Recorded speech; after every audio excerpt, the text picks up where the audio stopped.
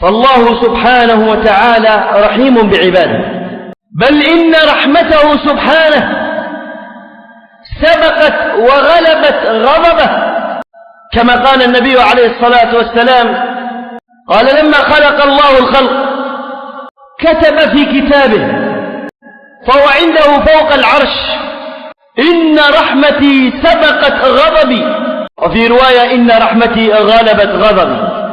والمؤمن ينال من رحمة الله سبحانه وتعالى.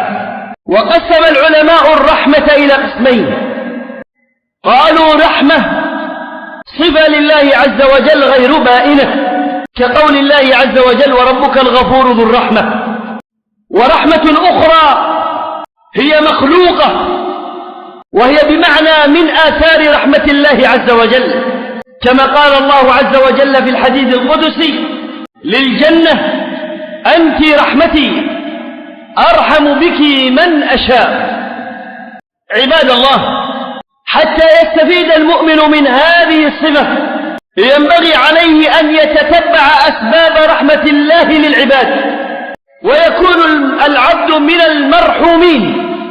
فمن هذه الأسباب طاعة الله وطاعة رسوله صلى الله عليه وسلم. قال الله جل وعلا وأطيعوا الله والرسول لعلكم ترحمون.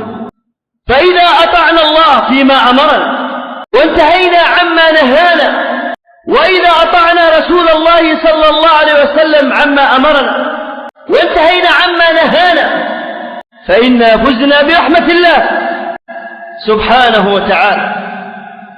قال الله جل وعلا يا أيها الذين آمنوا استجيبوا لله وللرسول إذا دعاكم لما يحييكم واعلموا أن الله يحول بين المرء وقلبه وأنه إليه تحشرون. ألا تعلم يا عبد الله أن من أطاع الرسول صلى الله عليه وآله وسلم يفوز بجنات النعيم، ومن أعرض وخالف واقترف المحرمات والكبائر وأقبل على المعاصي فعليه وعيد من الله سبحانه وتعالى. قسم النبي عليه الصلاة والسلام الناس إلى قسمين في قوله عليه الصلاة والسلام كل أمتي يدخلون الجنة إلا من أبى. قالوا ومن يأبى يا رسول الله؟ قال من أطاعني دخل الجنة ومن عصاني فقد أبى. انظروا إلى أصحاب رسول الله صلى الله عليه وآله وسلم، كانوا يستجيبون لله وللرسول صلى الله عليه وسلم. لما تحول النبي عليه الصلاة والسلام بأمر من ربه جهة القبلة من بيت المقدس إلى المسجد الحرام، وقد مكث النبي عليه الصلاة والسلام 16 شهرا أو 17 شهرا كما في حديث البراء يصلي إلى بيت المقدس، ثم أمر عليه الصلاة والسلام أن يولي وجهه شطر المسجد الحرام، امتثل النبي. وما حال الصحابة الذين لم يشهدوا نزول هذه الآيات؟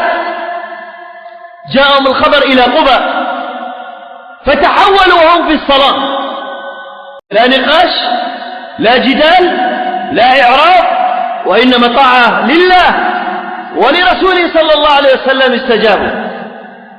ومن أسباب رحمة الله أننا نتبع ما جاء في القرآن الكريم.